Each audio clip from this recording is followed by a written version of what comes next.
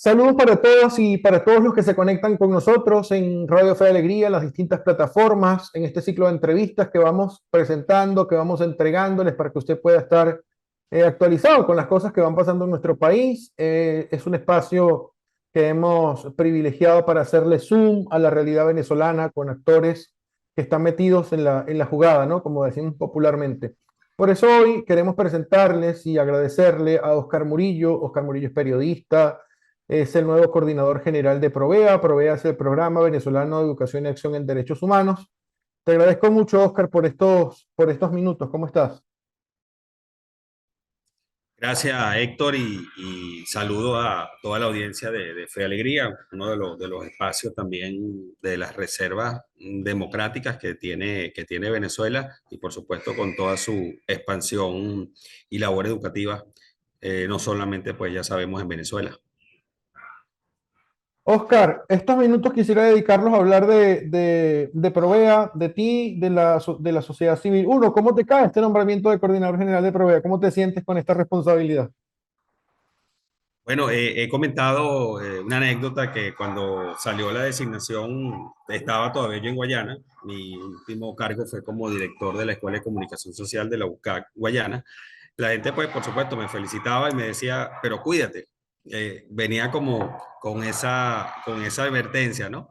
Y yo decía que eso forma parte de un medidor, un pulso muy genuino, muy además de una preocupación muy sincera de la gente, lo cual te habla de la falta de garantía democrática en un país como Venezuela. Pero en lo personal, yo he dicho que llego a la Coordinación General de Provea como parte de un proceso también de formación y de crecimiento también en este mundo de los derechos humanos. Yo me conecto a Provea desde el año 2007 como investigador. En ese momento estaba como editor de la página de conflictos laborales en Guayana, en el Correo del Caroní. Y bueno, en ese año me incorporo a la redacción del informe anual de Provea. Y desde ese momento creo que nunca me separé, aunque nunca formé parte del equipo de planta de Provea. Digo, yo nunca fui parte del equipo directivo ni de planta de Provea, pero el acercamiento de Provea fue para mí el acercamiento al Movimiento Nacional de Derechos Humanos.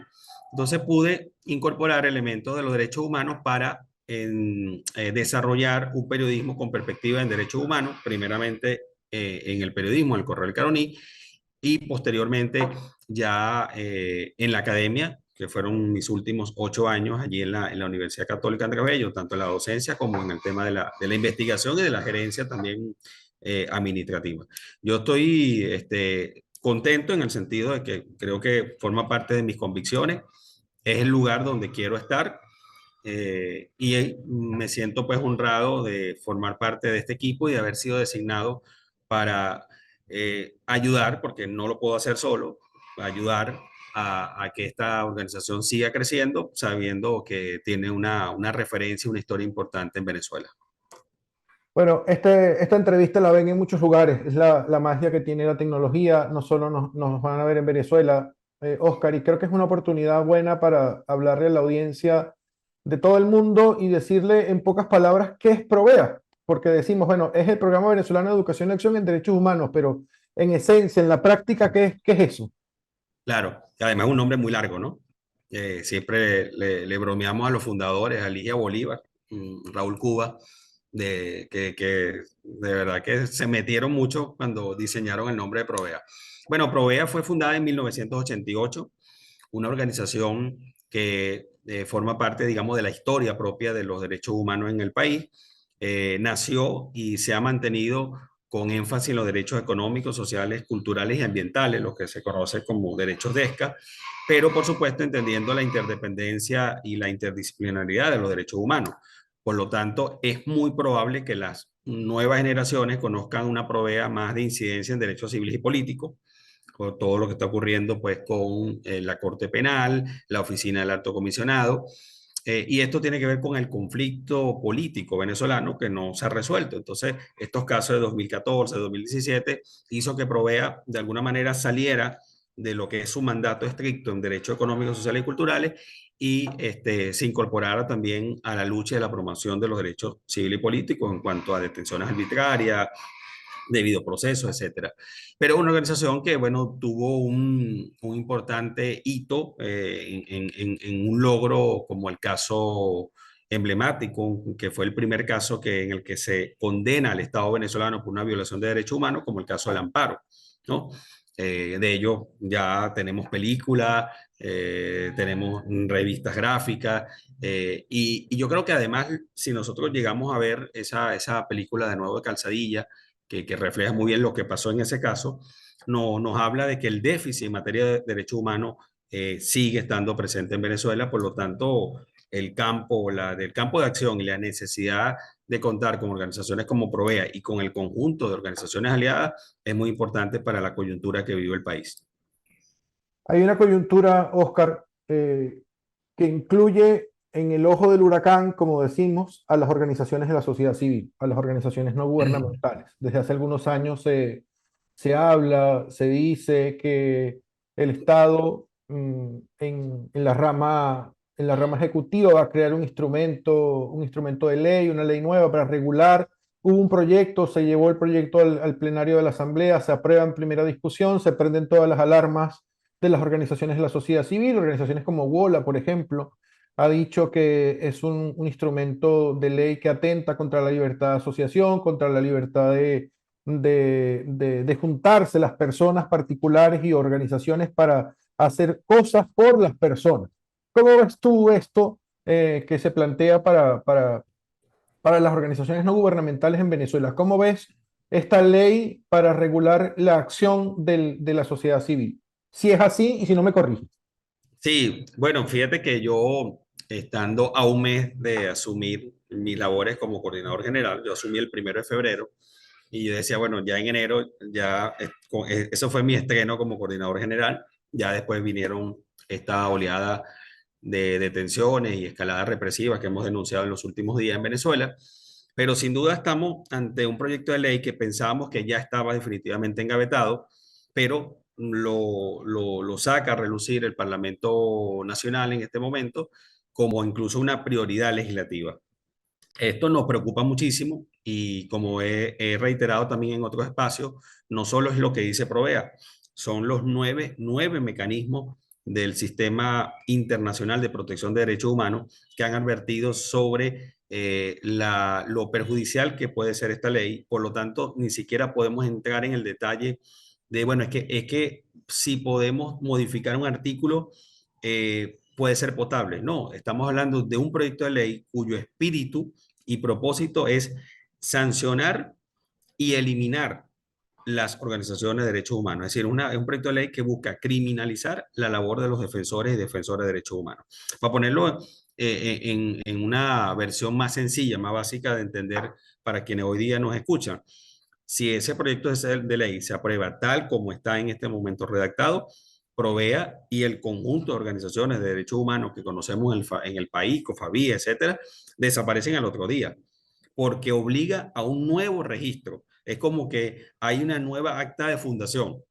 Y yo digo que esto incluso no pudiera, digamos, es completamente descabellado y por supuesto responde a un comportamiento antidemocrático, porque además ¿quién puede borrar la historia de Provea? Acabamos de hablar de un caso emblemático como el caso del amparo, que ha sido reivindicado por muchos de quienes hoy ostentan cargos de poder en el gobierno venezolano.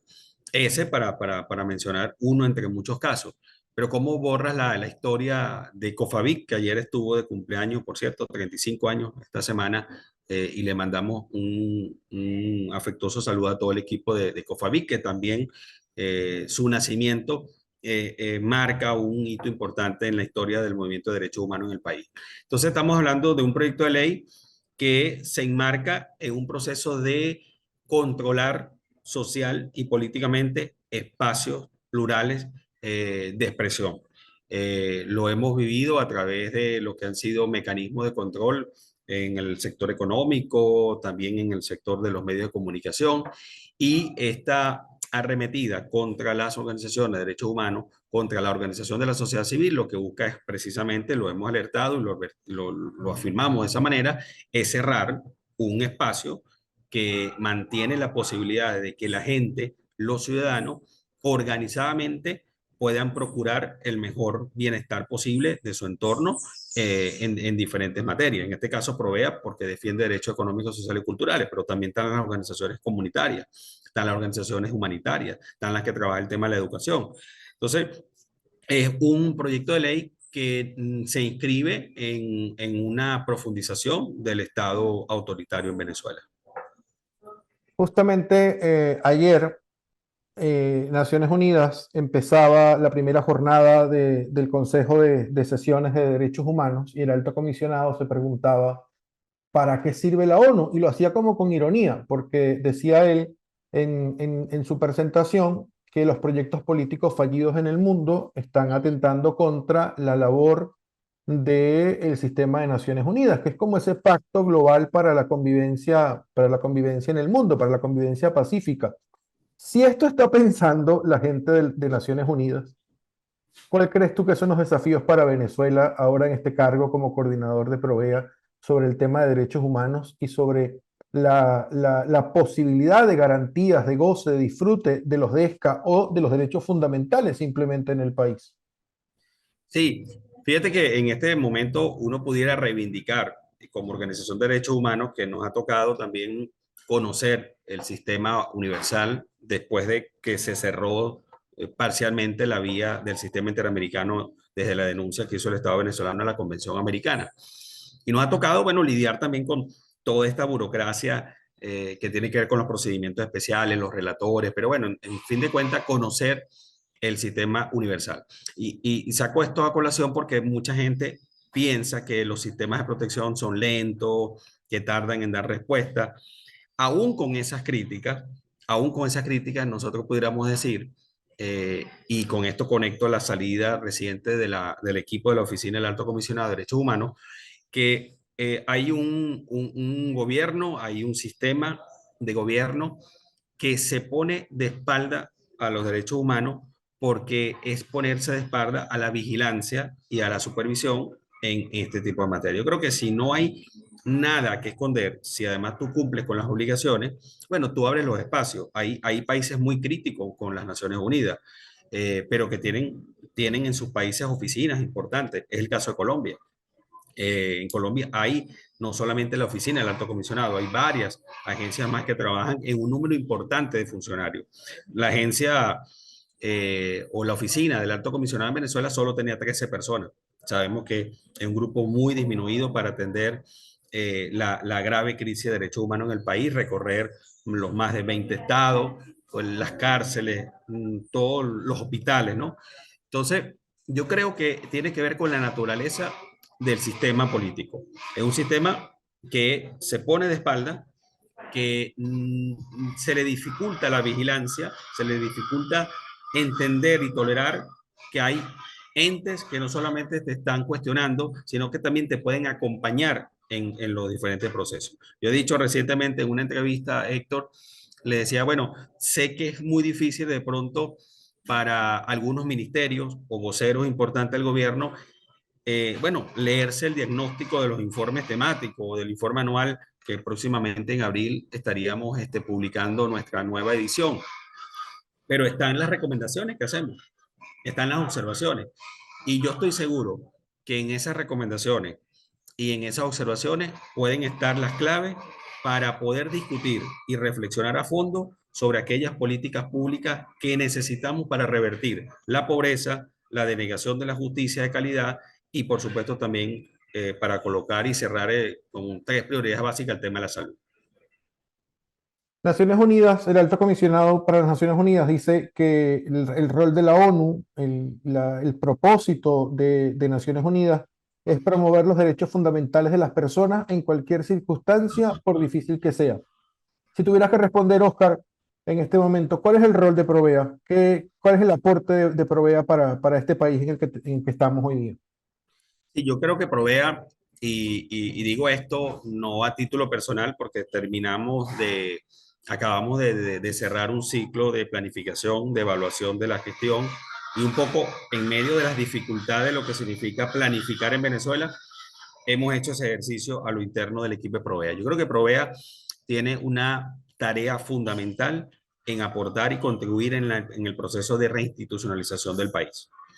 Eso puede sonar muy grande, pero tiene un objetivo específico claro, que es acompañar las luchas de los movimientos en este año importante donde tenemos un contexto preelectoral.